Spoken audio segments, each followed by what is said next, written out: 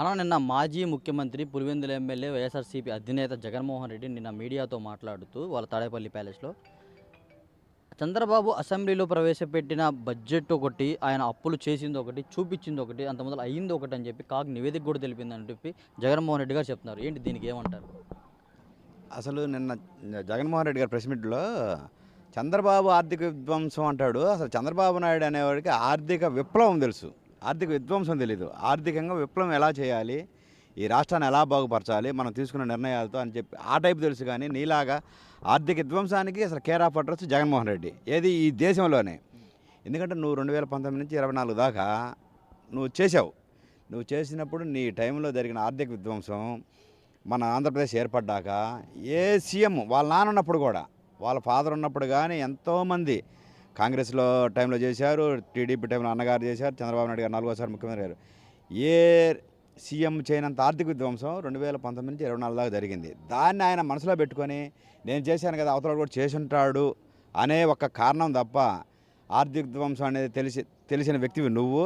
ఆర్థిక విప్లవం గురించి అసలు ఈ సమాజానికి ఎలా చేయాలి, ఏం చేయాలని తపన ఉన్న వ్యక్తి చంద్రబాబు నాయుడు గారు. ఆయన గురించి నువ్వు మాట్లాడుతున్నావంటే ఇక నీ మైండ్ సెట్ ఎలా ఏమన్నా. నిన్న నాకు తెలిసి లండన్ మందులు ఆడతాడు కదా, వేసుకోవడం రావడం మర్చిపోయి వచ్చినట్టున్నాడు. అందుకని పిచ్చి పిచ్చిగా ఏదో మాట్లాడాడు. ఏదో మాట్లాడి అసలు బడ్జెట్ కాగ్ చెప్పింది ఏంది లెక్క, జగన్మోహన్ రెడ్డి టైంలో చేసిన తప్పుల గురించి చెప్పింది కాగ్ నివేదిక.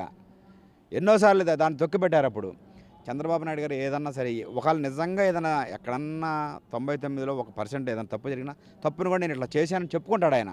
నీలాగా పారిపోయే మనస్తత్వం కాదు. తప్పుని తప్పని చెబుతాడు.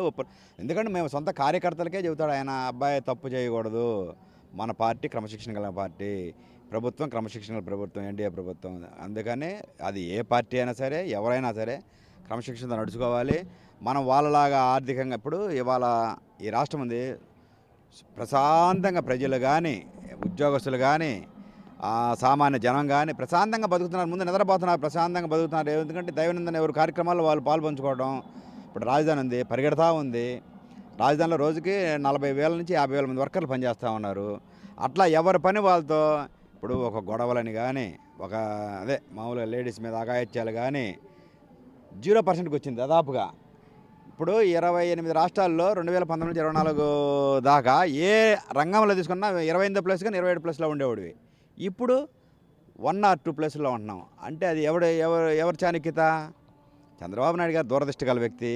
అసలు ఆయన వాస్తవంగా ఈ రాష్ట్రంలో మామూలుగా ఈ రాష్ట్రంలో పుట్టడం ఈ రాష్ట్ర ప్రజల అదృష్టం. అలాగే ఇప్పుడు అదృష్టం ఈ రాష్ట్రంలో ప్రజలు పుట్టడం, ఈ చంద్రబాబు నాయుడు గారు ఈ రాష్ట్ర ప్రజల అదృష్టం అని మీరు అంటున్నారు. కానీ గత ప్రభుత్వం వచ్చిన 2 సంవత్సరాల నుంచి రైతులకి గిట్టుబాటు ధర లేక రైతులు అల్లాడిపోతుంటే అసెంబ్లీలో ప్రజల తరపున పోరాడాల్సిన ప్రజాప్రతినిధులు, మాట్లాడాల్సిన ప్రజాప్రతినిధులు ఈ స్కిట్లేంటి, ఈ డ్యాన్స్లు ఏంది, ఈ ఆటలు ఏందని చెప్పి జగన్మోహన్ రెడ్డి గారు అంటున్నారు. అసలు ఇప్పుడు నిన్ను కూడా 11 మందిని గెలిపించారుగా. నువ్వు వచ్చి క్వశ్చన్ చేయొచ్చుగా. నిన్ను నమ్మి ఒక 11 మందిని మీ వాళ్ళని గెలిపించారు.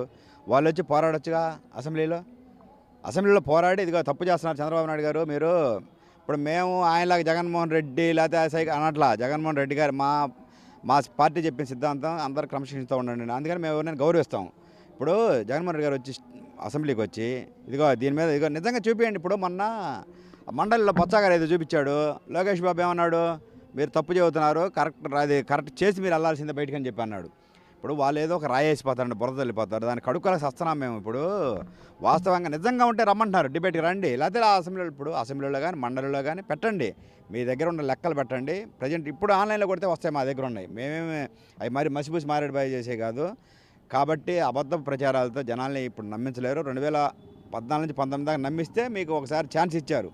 2019 24 దాకా మీ పరిపాలన చూశారు. జగన్మోహన్ రెడ్డి ఇక జీవితంలో సీఎం కాలేడు. ఎందుకంటే ఎమ్మెల్యేలు క్రీడల పోటీలు, ఈ డ్యాన్స్లు ఏంటి, ఈ స్కిట్లు ఏంటి అని చెప్పి జగన్మోహన్ రెడ్డి గారు ఏమండి ఆయన చేయలేడు. ఆయన చనిపోయిన వాళ్ళ దగ్గర పోయిన క్యాండిడేట్ ఆయన కూడా మాట్లాడతాడండి. ఇప్పుడు ఒక 17 రోజులు అసెంబ్లీ జరిగిందండి. లాస్ట్ రోజు ఆట విడుపుగా ఇప్పుడు మన ఇంట్లో మనమే మామూలుగా సాదాగా టీవీ చూసేటప్పుడు మనమే చేసుకుంటుంటాము. తప్పే ఉంది. వాళ్ళు ఏమన్నా ఇప్పుడు దాంట్లో నాటక రంగం వాళ్ళు ఉంటారు. ఎమ్మెల్యేలు అంటే ఎమ్మెల్యేగా స్ట్రిక్ట్గా ఉండాలి అయింది. వాళ్ళు ఫ్యామిలీస్ ఉంటాయి, వాళ్ళకి అనేక రంగాల్లో వాళ్ళ కళాపోషణ ఉంటుంది. దాన్ని సాయంత్రం పూట ఇప్పుడు అసెంబ్లీ చెడగొట్టేం పోవాలి. అసెంబ్లీ అయిపోయినాక 6 గంటల తర్వాత ఒక పెట్టి బ్రహ్మాండంగా అది రాష్ట్ర ప్రజలందరూ హ్యాపీగా చూస్తే ఈయనకు వచ్చిన కడుపు మంట ఏందని కాదు. ఈయన ఇప్పుడు మిగతా వాళ్ళు 11 మంది కూడా ఎవరు మాట్లాడలా. ఎందుకన్నా కానీ ఈయన ఒక్కడికి మరి అంటే వీళ్ళు ఈ రకంగా కూడా జనంలోకి పేరు వెళ్ళిపోతుంది. నేనేం చేయలేకపోతున్నాను అని చెప్పే బాధ తప్ప ఆయనకి ఇప్పుడు ఆయనకున్న కడుపు మంట వాస్తవంగా నాకు తెలిసి ఎవరికి ఉండదు. ఎందుకంటే ఇక నా పని అయిపోయింది, అన్ని తన్నుకు వస్తున్నాయి. ఏది కల్తీ లడ్డు తన్నుకు వస్తుంది, బాబాయ్ మర్డర్ కేసు వస్తుంది, తర్వాత లిక్కర్ స్కామ్ వస్తుంది, కల్తీ లిక్కరు, మళ్ళీ కల్తీ లిక్కరు 2 జోగి రమేష్ కల్తీ లిక్కర్ చేశాడు కదా, అది కూడా ఈయన హెడ్. ఎటు చూసినా ఈ వేళ్ళన్నీ నా వైపే చూపిస్తున్నాయి, ఇంకా నన్ను మూసేస్తారు. అందుకని ఈ రాష్ట్రంలో ఏదో ఒకటి చేసి అలజడి సృష్టించి, అర్థమైందా, అలజడి సృష్టించి చెయ్యాలి.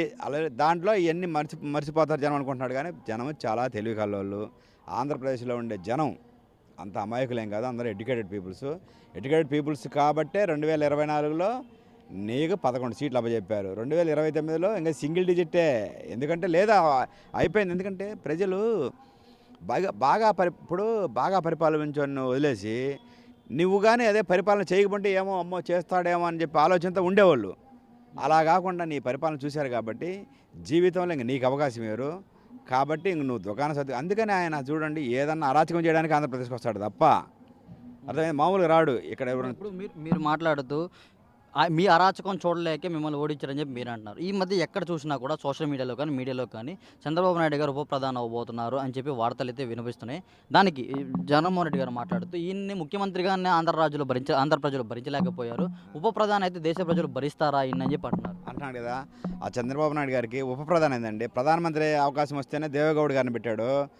ఆ చంద్రబాబు నాయుడు గారికి ఉప ప్రధాని అవి ముఖ్యం కాదు. ఆంధ్రప్రదేశ్ ప్రజలు నేను పక్కకి వెళ్తే మళ్ళీ ఇది ఇప్పుడు గాడిలో వెళ్తుంది బండి, జోడెద్దుల బండి గాడిలో వెళ్తుంది, మళ్ళీ ఇది తప్పుద్దామని చెప్పి ఆయనకు అసలు ఆ పైకి వెళ్ళాలని ఆలోచన.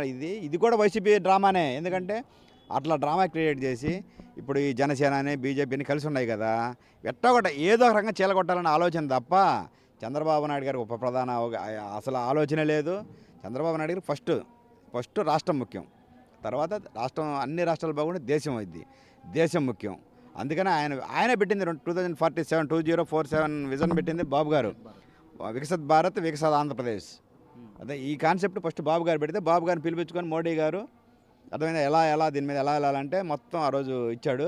దాని ప్రకారం మోడీ గారు అంటే ఆయనకు తెలియక కాదు, మోడీ గారు కూడా ఇది బాగుంది, చంద్రబాబు నాయుడు గారు చెప్పింది ఈ విజన్ బాగుంది, దీంతో మనం ఇట్లా వెళ్దామని చెప్పి దేశంలో ఉన్న సీఎంలకు కానీ వికసిత్ భారత్ పేరు మీద ప్రతి రాష్ట్రం వికసిత్ భారత్ వికసిత్ ఆంధ్రప్రదేశ్, వికసిత్ భారత్ వికసిత్ తెలంగాణ, అట్లా ఆ టైప్లో వెళ్ళండి, అన్ని రాష్ట్రాలు డెవలప్ అయితే దేశం డెవలప్ అయితే అనే కాన్సెప్ట్తో వెళ్తున్నారు.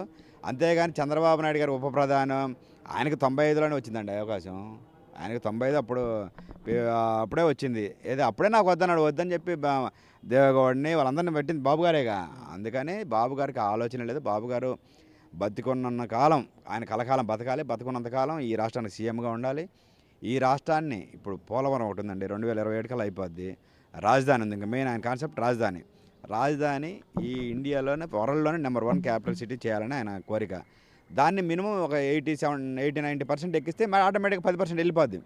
ఆ కాన్సెప్ట్తో పనిచేస్తున్నాడు తప్ప నాకు ఆయనలాగా కోరికలు ఉండవు. ఉప ప్రధాని కావాలి, లేకపోతే ఇప్పుడు వాళ్ళ పార్టీలో సీఎం రాజానాథన్ ఉన్నాడు, మా అన్నని దేశానికి అధ్యక్షుని చేయాలి, దేశానికి ప్రధానమంత్రి చేయాలి, అవసరమైతే పక్క దేశానికి కూడా అధ్యక్షుని చేస్తాం మేము అని చెప్పి కామెడీ చేస్తుంటాడు. ఆ టైప్లో జగన్మోహన్ రెడ్డి అవ్వాల్సింది తప్ప చంద్రబాబు నాయుడు గారికి అలాంటి అవకాశం లేదు, అసలు ఆలోచన లేదు. అవకాశం ఉన్నా కూడా వెళ్ళడాయన. ఎందుకంటే ఆంధ్రప్రదేశ్ ప్రజలే నాకు ముఖ్యం, తెలుగువారే నాకు ముఖ్యం. ఆయన చూడు ఎక్కడ మీటింగ్లో కూడా తెలుగువారు ఏ దేశంలో ఉన్నా సరే ప్రప్రథమం ముందు స్థానంలో ఉండాలి, అప్పుడే నాకు మనశ్శాంతి, నాకు ఆరోగ్యం, నాకు ఆనందం. ప్రతి తెలుగువాడు ఈ దేశంలో కానీ ఈ ప్రపంచంలో కానీ ముందంజలో ఉండాలని కోరుకునే ఏకైక వ్యక్తి చంద్రబాబు నాయుడు గారు. అలాంటి వ్యక్తికి ఇలాంటి ఆలోచనలు ఏం లేవు. అదంతా పిచ్చి మాటలు, కడుపు మంట మాటలు. ఏందో చెప్పాను, కడుపు మంటనా అయ్యే, ఆ కడుపు మంట మాటలే ఇవన్నీ.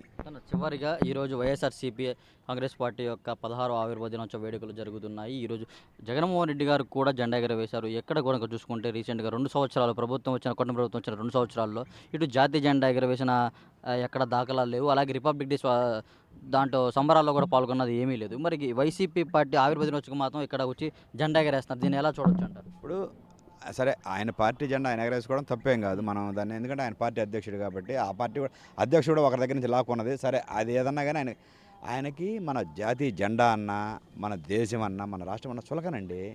చులకన కాబట్టి ఏంది ఆ జెండా నేను ఎగరేసేది ఏంది అప్పుడంటే 5 ఏళ్ళు ఏంటంటే తప్పక ప్రజల ఏది దీనికోసం ప్రజలు ఏమైనా చూసి మళ్ళీ ఇదవుతారేమని చెప్పి తప్ప ఎగరేసాడు. కానీ ఆయనకి ఎంత చులకనంటే నేను ఒక్కనే తప్ప నేనే ఇంకా సుప్రీం నేనే అనే తప్ప ఈ జెండా ఏంది, ఈ జాతీయ జెండా ఏంది, ఈ రిపబ్లిక్ డే రోజు ఈ ఎగరేసేది నో నథింగ్.